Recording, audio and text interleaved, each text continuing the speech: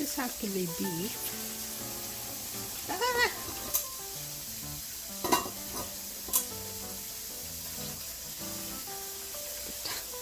I'm cooking there too.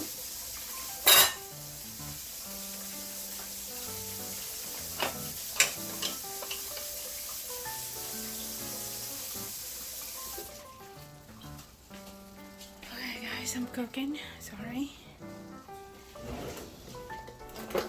Bighalang niyo.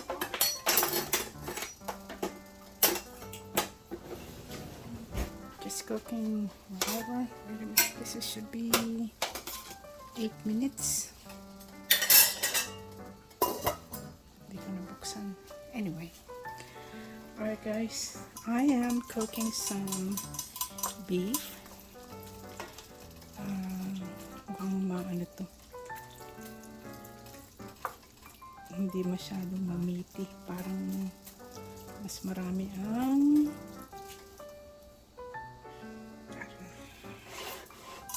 I'll try it. What I can do is try it.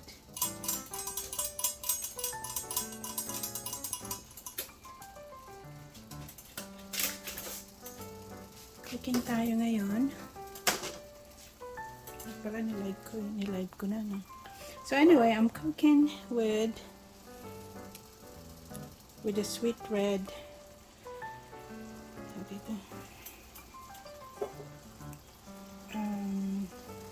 I totally forgot. Red wine. There you go. Red wine. So I'm cooking it with red wine. So I'm gonna let it simmer up first. Remove all the bloody stuff. And then drained it. That I need to drain it after. I'm not gonna use that, yung pinagkuluan. Then tsaka natin ilagay ang pagka-drain doon natin. Ay. Mahina naman ang apoy. So siguro ano natin.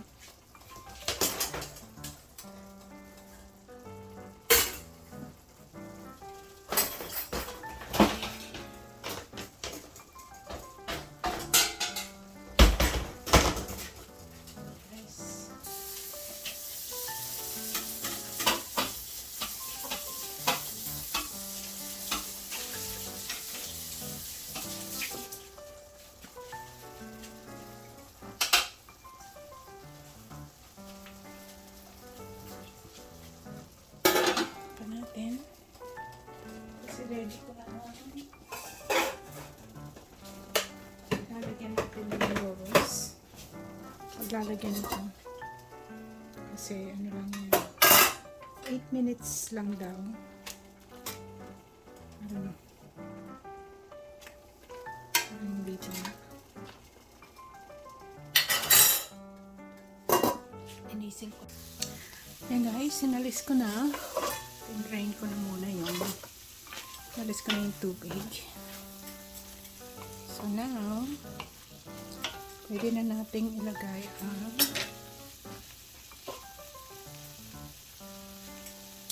red wine. Okay, red wine is good, or like yung beer pag magluluto ka ng brisket.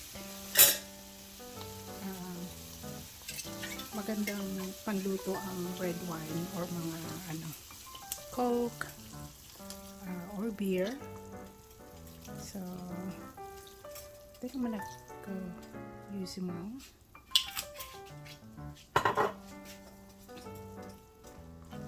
So ang ginamit ko ito lang. So kahit anong red wine, you could use any red wine. Or like I said, beer, I think I have cooked it long time ago. Long time ago. Like brisket, but I use beer. And that's what you're gonna boil the meat with. So now, I'm gonna go try to put some stuff. Let's see here. Oops. Lagyan natin ng kung ano ng mga spices. let's see what we have here. I guess you could use this one. Titaste ko muna kung merong salt. Kasi pagka may salt, easy tayo sa... wala nang masyadong salt. There's not really that much of a salt. So just put a little. Any spices, guys. You could use any spices. You can put any spices. Things that you want to put. Definitely. Kung ano yung taste, ano nyo. I'm gonna put chili, red pepper or chili flakes. We want it. Ay, yan. Gasang ko din. Kunti lang. Just a little bit. I wanna put black pepper. Just whatever you have at home, you know. I just want to use black seeds too, you know. It's good. Habang matutuloy dyan, it's giving the flavor. So, halo-halo lang. And let it, I might need to put more of the red wine, because I don't know if this meat is already tender or not. So I'm gonna put a little bit more. Okay. Smells good. Because I want to go ahead and boil it kulong-kulo para lumambot, to make it tender, because I'm cooking this for my mom. So kailangan yung meat natin is pwede sa kanyang ngipin na walang ngipin. Alam mo yun. So now let's close it for now. And guys, matuyo-tuyo na. So, for right now, I think we could definitely see it's not that greasy, I guess. I don't know. Yeah, there's still some.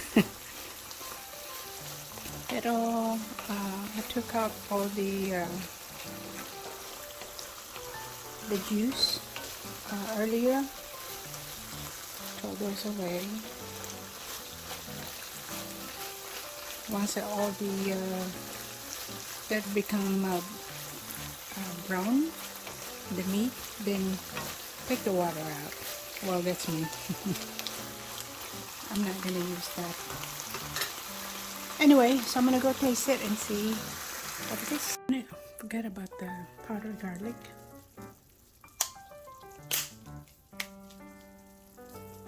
Pang taste, taste lang. Maganda talaga. It's fresh garlic, but this is what I have.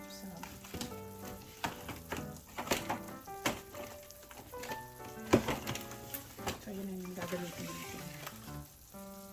Kung ano lang nandito sa bahay. I think I'm gonna put some oregano.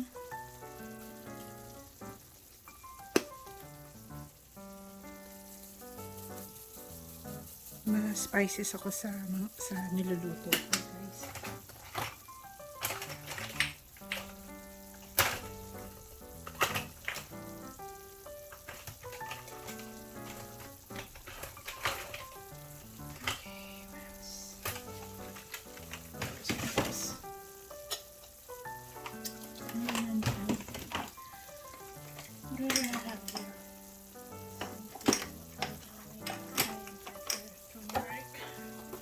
Turmeric comments. Anyway, so yan na muna. Then yan, pakukuluan ko na lang uli hanggang sa lumambot siya. This is the way you cook it. You kind of like make it tostada, meaning toasted, no juice, but